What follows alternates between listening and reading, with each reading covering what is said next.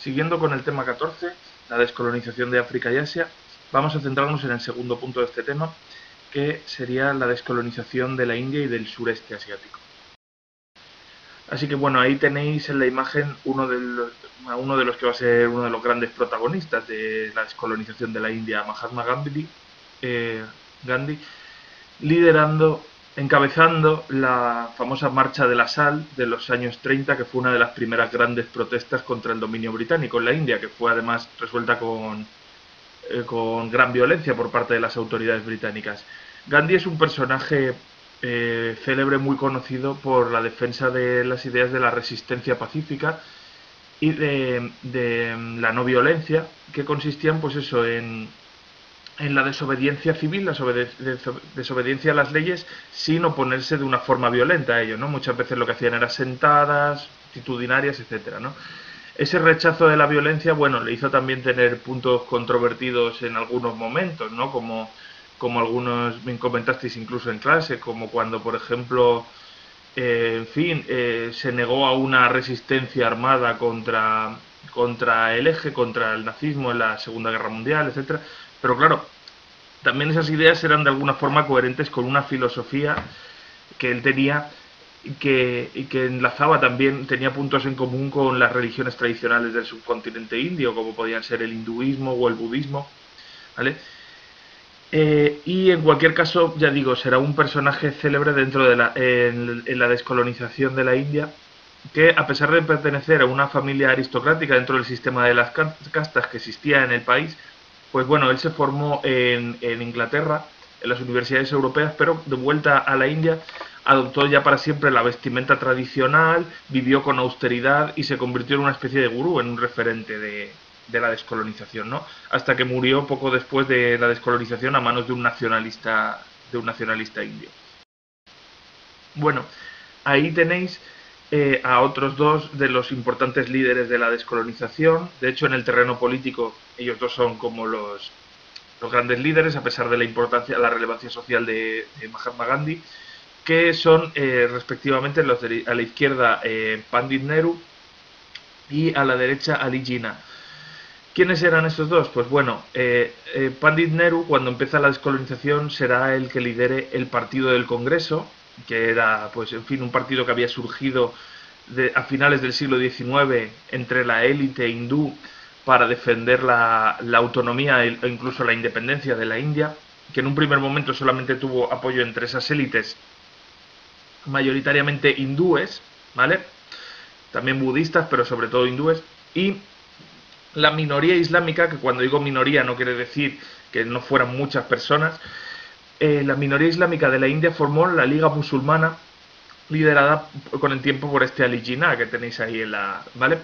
Así que bueno, desde el siglo XX, desde principios del siglo XX, antes de la Primera Guerra Mundial, incluso la fuerte, ¿cómo decirlo?, identidad del pueblo indio hace que surja un movimiento de independencia favorable, o sea, un movimiento favorable a la independencia frente a la metrópoli, ¿no? Que se va a expresar a partir de estos dos partidos y a pesar de que en un primer momento no va a tener un gran alcance popular, después de la Primera Guerra Mundial, de la participación activa de la India, que como sabéis era la colonia más importante del Imperio Británico, que sirvió para movilizar todo tipo de recursos humanos, naturales, etcétera.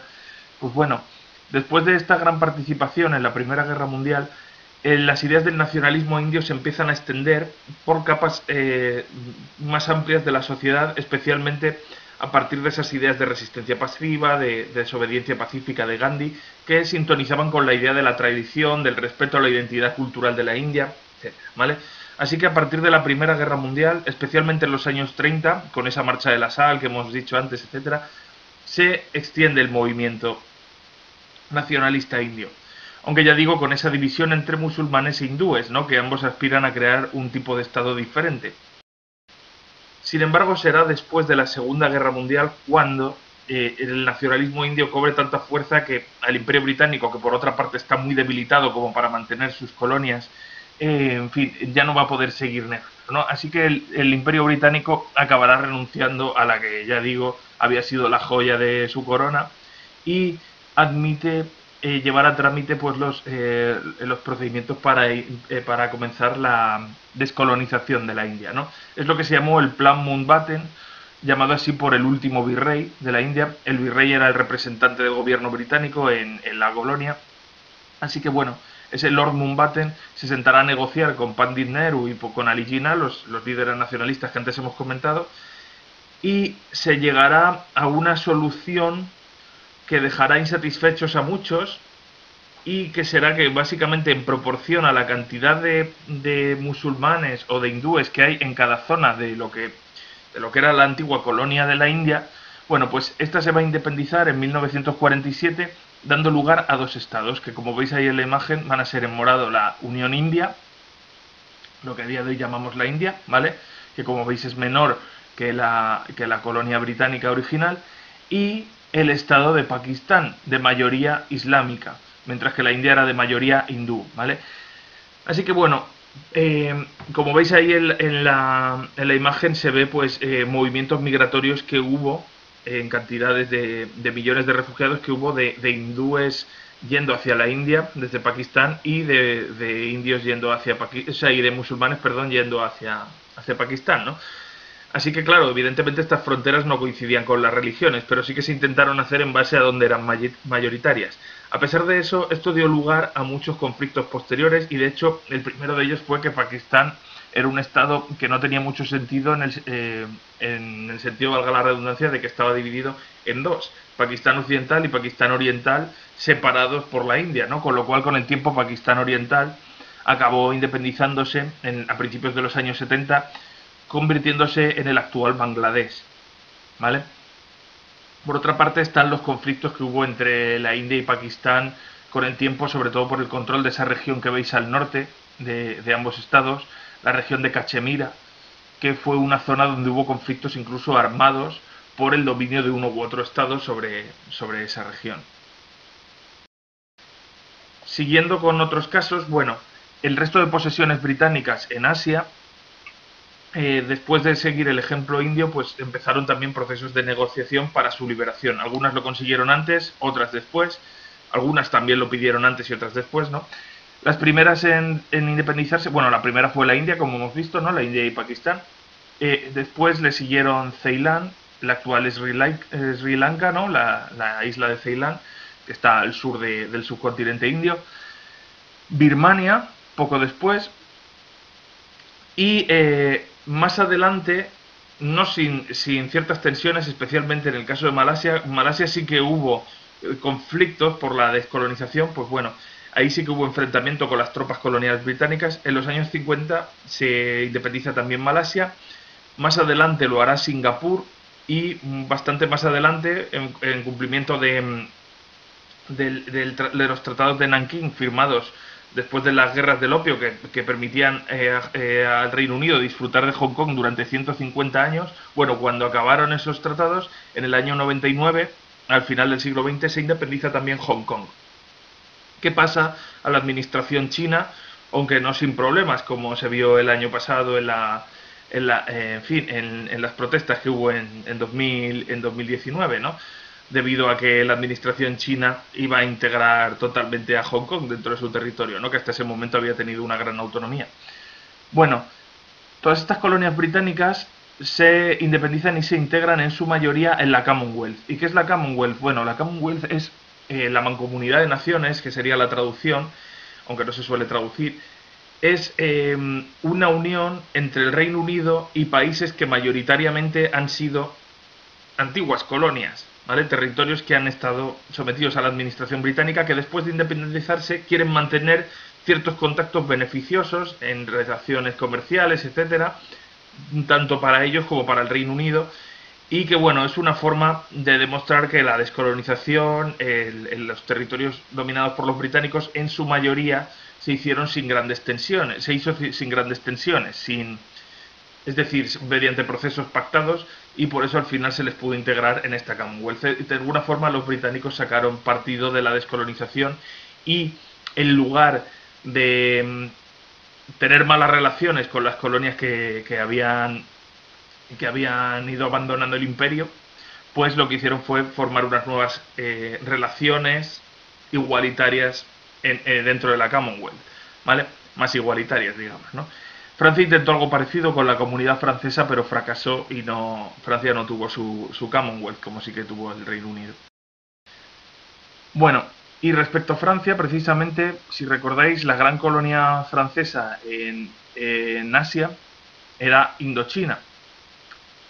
Indochina había intentado ya descolonizarse durante la Segunda Guerra Mundial y el movimiento de independencia, en el movimiento de independencia jugó un gran papel después de la guerra Ho Chi Minh, que lo tenéis ahí en la imagen, líder vietnamita comunista que intentó liberarse del control de la metrópoli, ¿no? Con lo cual empezó la guerra de Indochina. De esto ya hablamos un poco cuando vimos la Guerra Fría, porque derivó al final en el conflicto de Vietnam, ¿vale? Pero bueno, Indochina se independiza de Francia en 1954 tras una larga guerra en la que los franceses van a sufrir muchas derrotas y al final en la opinión pública va a ser muy favorable a que se abandone la colonia. Y cuando se abandona Indochina queda dividida en 3 estados: Vietnam, Laos y Camboya. Y además Vietnam queda dividido en 2, en un norte y un sur, en torno al paralelo 17 grados, como vimos en el tema anterior, ¿no? Como ya sabréis, como ya comentamos, el Vietnam del norte, el Vietnam comunista, atacó al sur procapitalista y eso provocó la intervención de los Estados Unidos en el contexto de la Guerra Fría, dando lugar a la larga y costosa guerra de Vietnam, que acabó en 1975, cuando bueno, después de la retirada de las tropas norteamericanas, el gobierno de Saigón, el gobierno del sur, es derrotado por el gobierno de Hanoi, por el gobierno del norte, y Vietnam se unifica en torno a ese estado comunista liderado por Ho Chi Minh, ¿no? Ese estado prosoviético que se creará en esos momentos. Respecto a Indonesia, pues Indonesia, si recordáis, era un territorio, una colonia de gran extensión formada por un archipiélago de numerosas islas bajo dominio de los holandeses desde mucho tiempo atrás. Y tras expulsar al ejército japonés, el líder del Partido Nacionalista, Sukarno, ¿vale?, que ahí lo tenéis en la imagen, proclama la independencia de Indonesia frente a Holanda, frente a los Países Bajos. Los Países Bajos de entrada rechazan absolutamente el plan y esto deriva en una guerra de descolonización contra la metrópoli, ¿no?, que durará pues eso, unos 4 años, hasta que en 1949, viendo que Holanda no logra imponerse militarmente en Indonesia, los holandeses no logran controlar la situación y que la comunidad internacional cada vez critica más a los Países Bajos por ese intento desesperado de mantener bajo su control a la colonia, veis cómo había cambiado la cosa, ¿no? Antes la comunidad internacional, y claro, estoy hablando de la comunidad internacional occidental, es decir, de europeos, norteamericanos, etcétera, habían apoyado de alguna forma, habían visto algo normal la colonización. Ahora, sin embargo, es partidaria de la libertad de los pueblos, ¿no? Y las grandes potencias y la ONU también van a tener un papel activo en este sentido. Los partidos socialistas, etcétera, ¿no? Bueno, pues los Países Bajos se ve obligado a reconocer la República de Indonesia en 1949, gobernada por Sukarno, hasta que en los años 50 empezará la dictadura de Suharto, ¿vale?, que provocará una dictadura brutal en Indonesia. Y en Timor Oriental, que era un estado gobernado por Portugal hasta 1975, cuando acaba la dictadura en Portugal y se le da la independencia a Timor Oriental, bueno, fue ocupado por las tropas indonesias, por la dictadura de Suharto, provocando además una terrible guerra que no será independizado hasta el año 2002, cuando Indonesia, digamos, abandone Timor Oriental después de que acabe la dictadura. Y bueno, aquí tenéis un poco el mapa de lo que hemos estado comentando. Como veis, Australia y Nueva Zelanda, que están aquí incluidas, ya eran independientes desde tiempo atrás, ¿vale? Y además siempre habían gozado de gran autonomía, aunque bueno, estaban dentro de, o sea, seguían manteniendo ciertos vínculos coloniales con Gran Bretaña durante las 2 guerras mundiales, ¿no?, a pesar de haber conseguido previamente su independencia. En el caso de la India, de Afganistán, Pakistán, Birmania, etcétera, pues bueno, ahí veis un poco cuando se independizaron cada uno de ellos, ¿no? Sri Lanka, que lo hemos estado comentando. Las Filipinas, que no he hablado de ellas, fueron abandonadas por los estadounidenses después de vencer a Japón. Fueron abandonadas al acabar la Segunda Guerra Mundial. Y bueno, ahí tenéis Indochina, ¿no?, que dio lugar a Laos, Camboya, Vietnam, ¿no? O el caso de Malasia, que también fue un caso conflictivo, también hubo una guerra de independencia, o el caso de Indonesia, donde también hemos visto una guerra, ¿no?, contra la metrópoli. Y bueno, y otras islas que las que no voy a entrar ya a comentar, pero que como veis se fueron independizando en el Pacífico tiempo más adelante, ¿no? Algunas eran francesas, otras británicas, otras norteamericanas, fueron consiguiendo su independencia tiempo atrás. Bueno, hasta aquí la descolonización del sureste asiático.